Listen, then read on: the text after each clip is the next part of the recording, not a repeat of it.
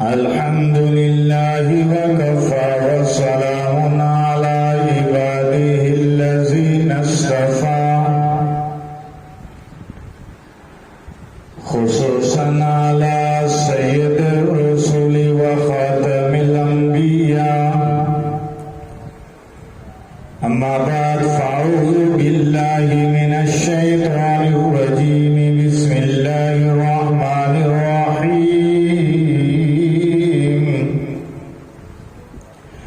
ولا تحسبن الذين قتلوا في سبيل الله أمواتا. صدق الله العظيم وصدق رسوله النبي الكريم الأمين. والصلاة والسلام على سيد الرسل وخاتم النبيين وعلى آله وصحبه وأهل بيته وأزواجه أجمعين. شہید کی جو موت ہے وہ قوم کی حیات ہے. شہید کی جو موت ہے وہ قوم کی حیات ہے. اسلام زندہ ہوتا ہے ہر کرب و بلا کے بعد. یا ربی صلی وسلم دائما ابدا علی حبیبک خیر الخلق کلہم وهو الحبیب الذی ترجى شفاعته لكل حول من الاحوال مقتحم. درود پاک سب ذات. نماز والا درود شریف سب پڑھیں شاباش. اللهم صل على محمد وعلى آل محمد كما صليت على إبراهيم وعلى آل إبراهيم إنك حميد مجيد.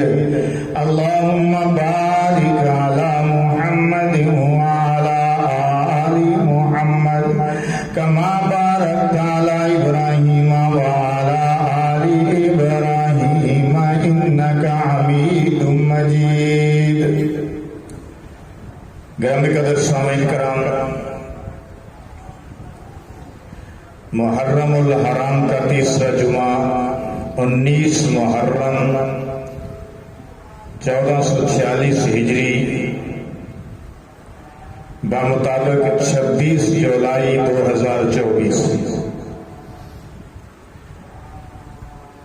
آج میں اپنی تقریر میں اسلام کے نامور اور عظیم شہید کا تذکرہ کروں گا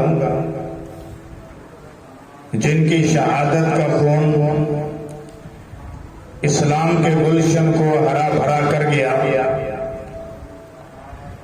اور رہتی دنیا تک مسلمان اس عظیم فرزند اسلام کو خراج تحسین پیش کرتے رہیں گے. گرامی قدر، یوں تو تاریخ اسلام میں ہزاروں شہیدوں کا خون اور ہزاروں شہیدوں کے خون کا تذکرہ موجود ہے اور ہر شہید نے بے مثال لازوال بہادری کی وجہ سے ایسی مثال قائم کی ہے کہ کائنات اس کا مثل پیش کرنے سے قاصر ہے. جیسا کہ یکم محرم الحرام کو فاروق اعظم کی شہادت ہے، 10 محرم الحرام کو جگر گوشہ بطول نواسہ رسول فرزند علی المرتضی شیر خدا میدان کربلا میں اپنے بچوں سمیت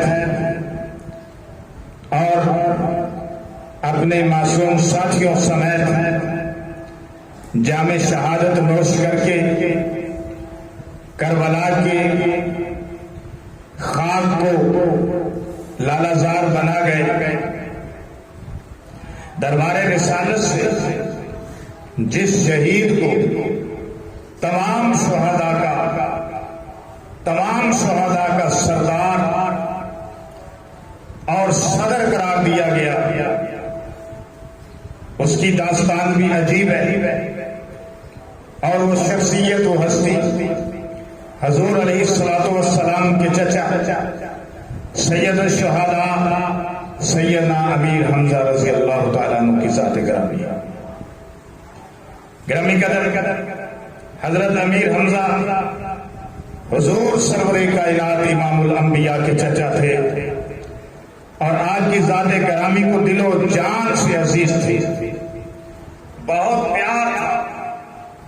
آپ نے جنگ بدر میں وہ کارہائے نمایاں سر انجام دیے کہ ملائے اعلیٰ کے مکین بھی عش عش کر اٹھا۔ جنگ بدر میں عتبہ اور طعیمہ بن عدی آپ کے ہاتھوں فی النار وسقط ہوئے۔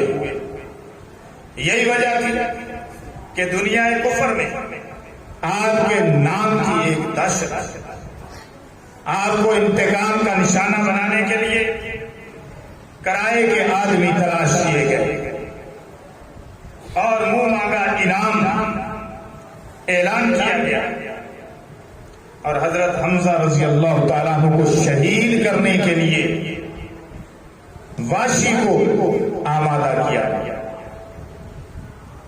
گرامی قدر جنگ احد کے اندر حضرت حمزہ کی شہادت ایک لازوال داستان، جس طرح آپ نے جنگ بدر میں بہادری کے جوہر دکھائے تھے، اسی طرح آپ جنگ احد میں بھی داد شجاعت لے رہے تھے، توحید کے دشمنوں کو للکار رہے تھے، لات و عزا کے پجاریوں کے چھکے چھڑا رہے تھے۔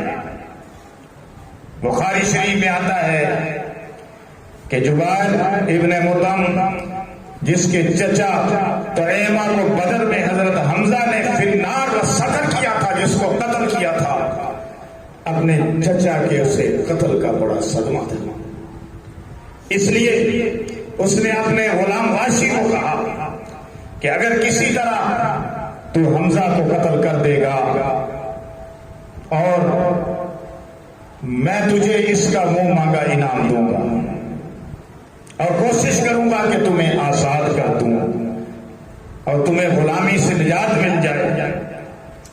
جب جنگ احد کے لیے قریش مکہ جانے لگے، جنگ کے لیے آمادہ ہوئے، تو واشی بھی اپنا مذموم ارادہ لے کر ان کے ہمراہ ہو گیا، ان کے ساتھ ہی چل پڑا۔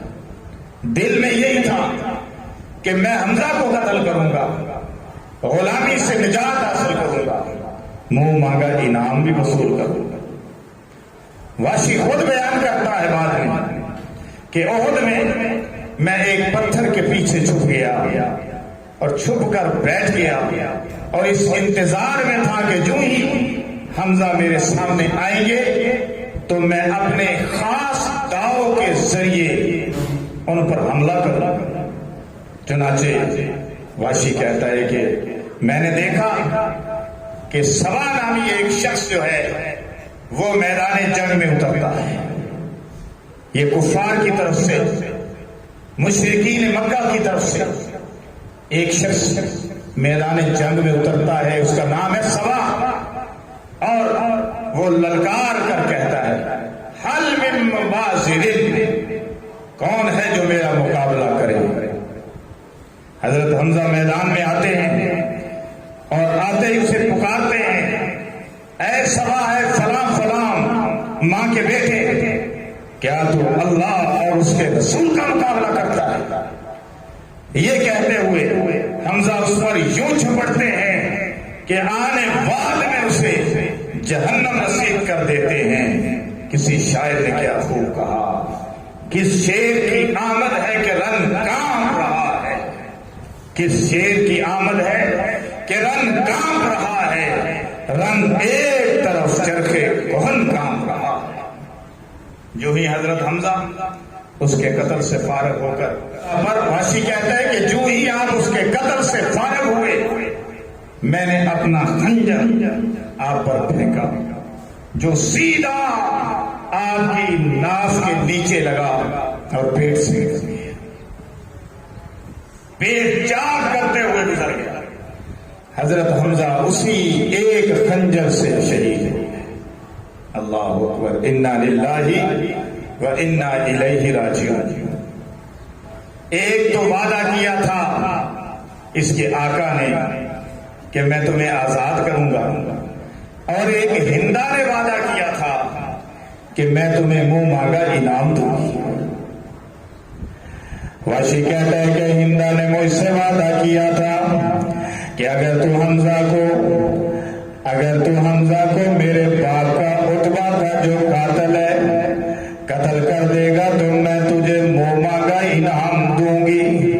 وہ مجھے ہر وقت اس بات پر اکساتی رہتی تھی کہ تو نے اگر آزادی حاصل کرنی ہے اور انعام حاصل کرنا ہے اور دنیا کی زندگی کو عیش اور آرام سے بسر کرنا ہے تو پھر حمزہ کو قتل کر کے اس کا کلیجہ یعنی اس کا جگر نکال کر مجھے لا کر دینا، میں اس کا جگر چباؤں گی، میں نے اس سے وعدہ کیا ہوا تھا۔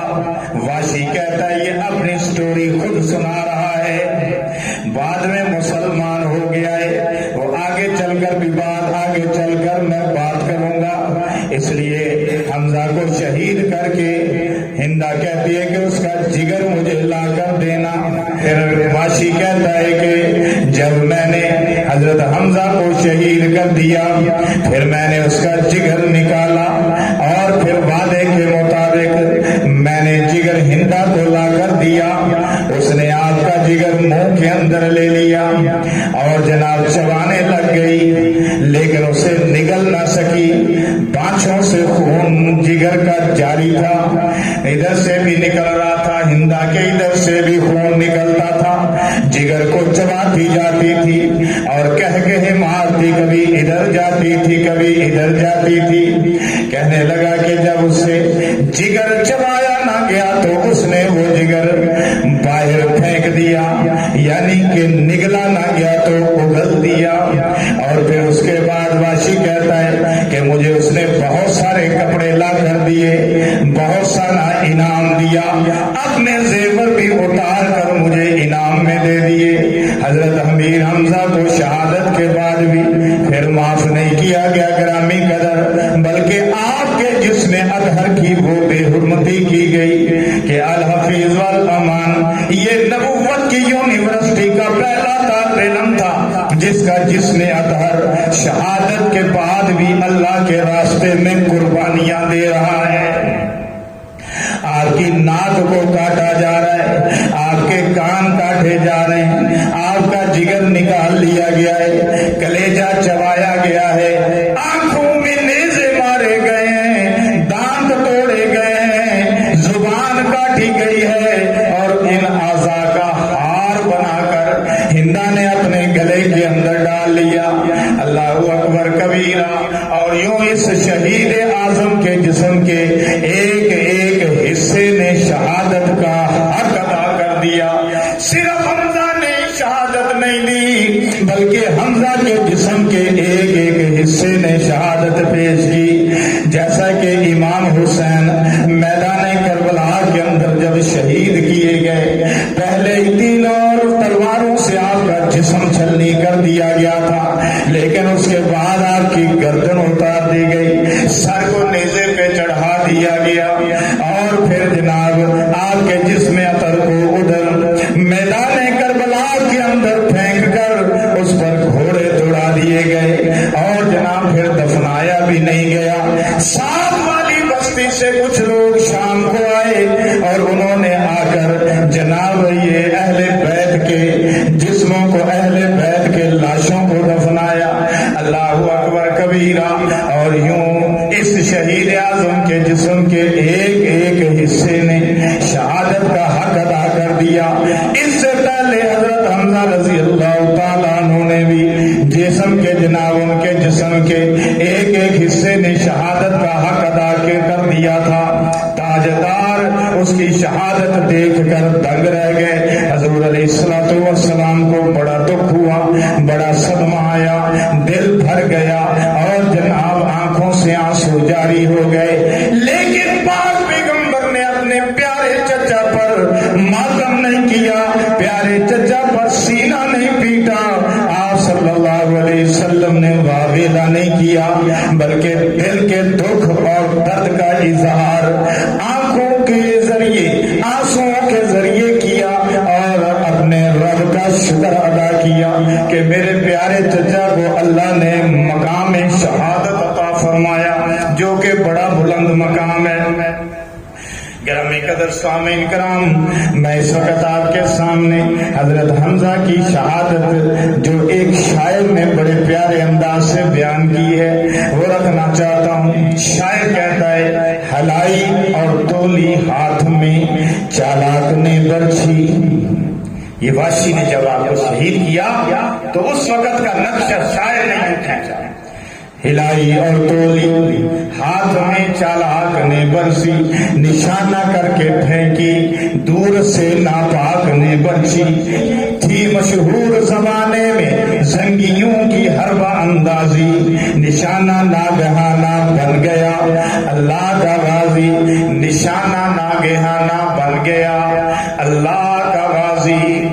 اور پھر کہتا ہے, متاع بے بہا کا دام لینے کو چلا نادام, قریب ہند آیا کارنامہ اپنا بتلایا, جگر حمزہ کا دکھلایا پھر اپنا حق بھی جتلایا. قسم کھائی تھی حمزہ کا جگر کچا چبانے کی, لہو کی پیاس تھی اور بھوک تھی اس کا گوشت کھانے کی. اور آہا ہنستی جاتی تھی, منہ بناتی جا رہی تھی. اب یہ ہندا کی بات آ گئی. کہتا ہے شاعر کہ آہا کرتی جاتی تھی, آہا ہنستی جاتی تھی, منہ بناتی جا رہی تھی. یہ جگر حمزہ کا دانتوں سے چباتی جا رہی تھی. یہ جگر تھا اس کے منہ میں, خون پانچوں سے ٹپکتا تھا. کھڑا تھا پاس واشی اور منہ حیرت سے تکتا تھا. نہ اترا حلق کے اندر, گلے میں جگر جا کے اٹکا. بالآخر اس نے اگلا اور زمین کو اس کو دے پٹکا. ملائے اعلیٰ کے اندر دھوم مچ گئی, بے گورو کا فلاشا وادی احد میں آدمی کا بول بالا کر گیا. اس لیے بول بالا آدمی کا ہوا کہ فرشتوں نے جب آدم علیہ السلام کو, اللہ نے جب آدم علیہ السلام کو بنایا تھا تو فرشتوں نے کہا تھا کہ یہ زمین میں کچھ تو خون کریں گے, اللہ تیری نافرمانیاں کریں گے, یہ لڑائیاں اور جھگڑے کریں گے. اللہ نے فرمایا تمہیں معلوم نہیں جو بھی مجھے معلوم ہے. انی عالم ما لا تعلمون, اس بات کو میں جانتا ہوں تم نہیں جانتے کہ جو انسان وفاداری کریں گے, جو صاحب ایمان ہوں گے, جو صاحب ایقان ہوں گے, وہ وفاداری کی بھی انتہا کر دیں گے. چنانچہ وفاداری کی انتہا ہو گئی کہ حضرت حمزہ رضی اللہ تعالی عنہ کا راہ حق کے اندر, راہ خدا کے اندر یوں جسم جناب چھلنی ہوا ہے کہ ایک ایک عضو کو نکال لیا گیا ہے اور اس کا ہار بنا کر ہندا نے گلے میں ڈال لیا ہے. لیکن اسے کیا معلوم, اسے کیا معلوم وادی احد خون شہید سے مشکبار ہو رہی ہے, جن گردنوں میں حضرت حمزہ کے گلے کے, حضرت حمزہ کے جسم کے ٹکڑے ہار بن کر گئے. یا تو وہ گردنیں خدا کے حضور ہمیشہ ہمیشہ جھک جائیں گی یا ہمیشہ ہمیشہ کے لیے شکست کھا جائیں گی. خدا کے حضور گردنیں جھک گئیں تو بھی حمزہ کی جیت, اور اہل حق کے ہاتھوں گردنیں کٹ گئی تو بھی حمزہ کی جیت. زندہ رہا تو حق کا بول بالا, شہید ہو گیا تو حق کا بول بالا. ہندا یہ ہار گلے میں نہ ڈال, میں کہتا ہوں ہندا یہ ہار گلے میں نہ ڈال, کے سامنے ہار کھا جائے گا، یہ ہار گردن میں نہ ڈال، یہ گردن خدا کے حضور جھک جائے گی۔ یہ پھولوں کا ہار نہیں، یہ سونے کا ہار نہیں، یہ چاندی کا ہار نہیں، یہ حمزہ کی کٹی ہوئی زبان کا ہار ہے، کٹی ہوئی بوٹیوں کا ہار ہے، کٹی ہوئی انگلیوں کا ہار ہے، ناک کان کٹے ہوئے اس کا ہار ہے، یہ حمزہ کے جگر پاروں کا ہار ہے۔ یہ ہار اے ہندا تیری اکڑی ہوئی گردن کو خدا کے حضور جھکا دے گا، یہ ہار تیری انگشت شہادت کو کلمہ توحید پڑھا دے گا، یہ ہار تیری زبان پر توحید اور رسالت اور صداقت کے نغمے جاری کرا دے گا، یہ ہار تیرے مغرور جسم کو رکعن سجدا یبتغون فضلا من اللہ ورضوانا کی تصویر بنا دے گا، یہ ہار تیری ہار ہے اور حمزہ کی فتح ہے اور خدا کی نصرت اور تائید ہے۔ لہذا اسے کیا معلوم تھا کہ یہ ہار میری ہار بن جائے گا اور محمد صلی اللہ علیہ وسلم کی فتح کا اعلان ثابت ہو جائے گا، اور بالآخر تجھے دامنے توحید اور رسالت میں لے آئے گا۔ زمانہ جانتا ہے کہ شہید اعظم سیدنا امیر حمزہ کا خون رنگ لایا اور ہندا کو محمد کے دامن رحمت میں ہی آخر پناہ لینی پڑی۔ ہندا بھی مسلمان ہو گئی اور واشی حضرت واشی بن گیا، وہ بھی مسلمان ہو گیا۔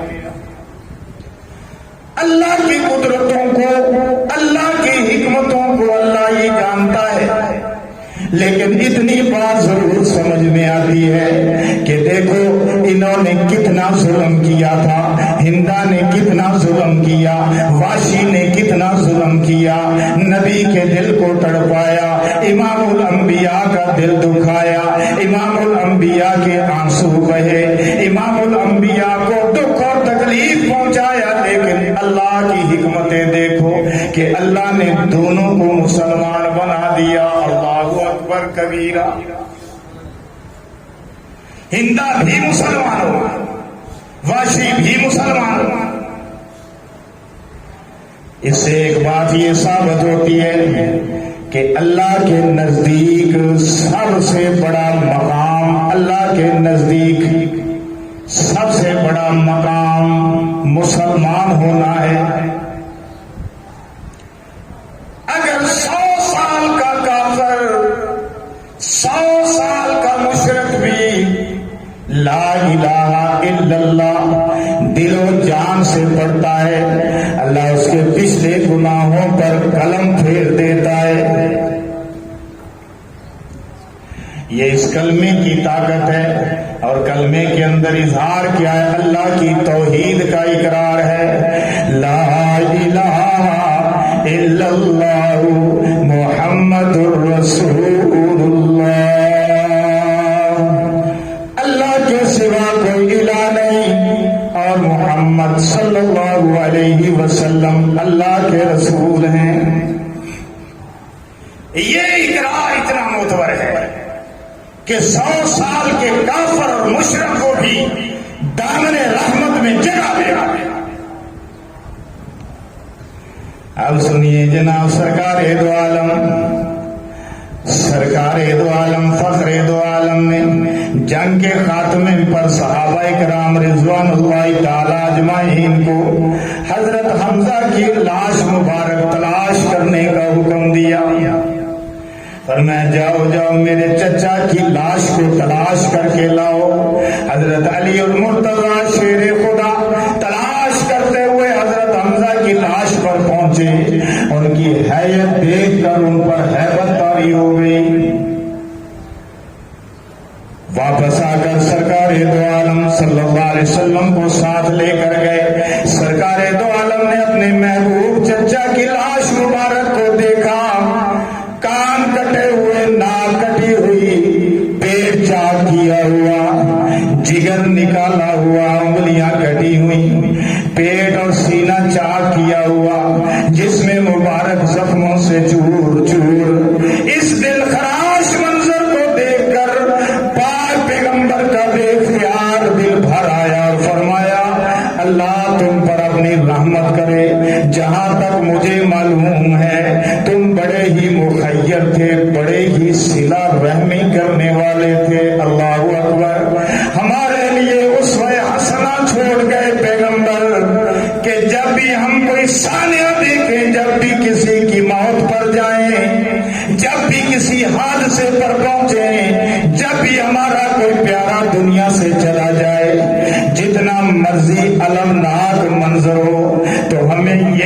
کرنا چاہیے جو میرے پیغمبر نے اپنے چچا کی لاش پر کیا ہے. پاک پیغمبر نے ماتم نہیں کیا، پاک پیغمبر نے سینہ نہیں پیٹا، واویلا نہیں کیا، بلکہ فرمایا جہاں تک مجھے یاد ہے، اس منظر کو دیکھ کر فرمایا جہاں تک مجھے یاد ہے چچا تو بڑا مخیر تھا، اے میرے چچا تو بڑا صلہ رحمی کرنے والا تھا. دو صفتیں بیان کی، ایک تو مخیر تھا یعنی لوگوں کے کام آنے والا تھا، صدقہ و خیرات کرنے والا تھا، اللہ کے راستے میں اپنی دولت لٹانے والا تھا. یہ بڑی اچھی صفت ہے، محمود صفت ہے. اور پھر صلہ رحمی کرنے والا تھا تو اپنے رشتہ داروں کے ساتھ، دوست احباب کے ساتھ، عزیز و اقارب کے ساتھ اچھا سلوک کرنے والا تھا. یہ صلہ رحمی ہوتی ہے. آج تو ہمیں رشتہ داروں سے شکایتیں ہی ختم نہیں ہوتی. جو تھوڑا سا امیر ہو جائے، جس کے پاس دولت آ جائے، جس کے پاس پیسہ آ جائے، سب سے پہلے تو وہ گاؤں چھوڑ دیتا ہے، وہ چک چھوڑ دیتا ہے، وہ جناب شہر میں منتقل ہو جاتا ہے. شہر میں منتقل ہونے کی بڑی وجہ یہ بھی ہے کہ ان غریب رشتہ داروں سے میں ذرا دور ہو جاؤں، اور دوسری وجہ یہ کہ اب میں شہر کی سہولتوں کے مزے اٹھاؤں. یہاں گاؤں کے اندر چک میں کیا ہے، اب میں شہر کے مزے اٹھاؤں. چنانچہ رشتہ داروں پر پھر اس کی کوٹھیوں کے دروازے بند ہو جاتے ہیں، دوست احباب پر پھر اس کی کوٹھیوں کے دروازے بند ہو جاتے ہیں. یہ دنیا کا جناب قانون ہے. یہ بھی پتا کہ جس اللہ نے یہ دولتیں مجھے دی ہیں وہ چھین بھی سکتا ہے. تو سامعین محترم، میرے پیغمبر علیہ الصلوۃ والسلام نے فرمایا بڑا صلہ رحمی کرنے والا میرا چچا، اور جناب بڑا مخیر میرا چچا. اور فرمایا کہ اب میری پھپھی اور حمزہ کی بہن کو اس کے قریب نہ آنے دینا، کیونکہ اس کی حالت میرے چچا کی، حمزہ کی حالت ایسی ہے کہ وہ برداشت نہیں کر سکے گی. ہو سکتا ہے واویلا کرے، ہو سکتا ہے کہ بین کرنے لگ جائے، ہو سکتا ہے کہ اپنے آپ پر قابو نہ رکھ سکے. لیکن وہ پھوپھی بھی تو حضور کی پھوپھی تھی نا، اس نے بھی تو پاک پیغمبر کا کلمہ پڑھا تھا نا، وہ بھی تو ایک بہادر خاتون تھی نا، وہ بھی تو سید الشہداء حضرت حمزہ رضی اللہ تعالی عنہا کی بہن تھی نا، وہ کوئی عام عورت تو نہیں تھی نا. لیکن حضور علیہ الصلوۃ والسلام نے اس کے بیٹے کو بلایا، حضرت زبیر بن عوام کو، اور فرمایا جاؤ جاؤ اپنی اماں کو روکو کہ بھائی کے لاشیں پر نہ آئے، اس کی ایسی حالت نہیں ہے کہ وہ دیکھ کر برداشت کر سکے. چنانچہ جب ان کے پاس حضرت زبیر پہنچے تو کہنے لگی نانا میں تو دیکھوں گی لیکن میں اس طرح دیکھوں گی کہ آپ بھی حیران رہ جائیں گے. میں اس طرح صبر اور استقامت کی تصویر بن جاؤں گی کہ رہتی دنیا تک میری مثالیں دی جائیں گی. اور اسی جگہ پر کھڑے کھڑے پیغمبر اسلام امام الانبیاء صلی اللہ علیہ وسلم نے ارشاد فرمایا خدا کی قسم اگر خدا نے مجھے ان کافروں پر غلبہ عطا فرمایا تو میں اپنے چچا کے بدلے میں 70 کافروں کو قتل کروں گا. بڑا دکھ تھا نا اپنے چچا کا. شہادت ہی اتنی المناک تھی، ظالموں نے ظلم بھی بڑا کیا. لیکن آگے دیکھیے میرا اللہ کتنا غفور الرحیم ہے. جیسے میں نے پہلے عرض کیا کہ جن لوگوں نے شہید کیا تھا ہندا اور واشی دونوں مسلمان ہو گئے، اللہ نے انہیں دامن رحمت پیغمبر میں جگہ دے دی. کمال ہے، آدمی کی سوچ دنگ رہ جاتی ہے، لیکن جہاں پہ ہماری سوچ ختم ہوتی ہے وہاں سے میرے پیغمبر کی رحمت للعالمین شروع ہوتی ہے. جہاں سے ہماری سوچ ختم ہوتی ہے وہاں پر میرے رب کی رحمت شروع ہوتی ہے. اس لیے تو فرمایا الرحمن الرحیم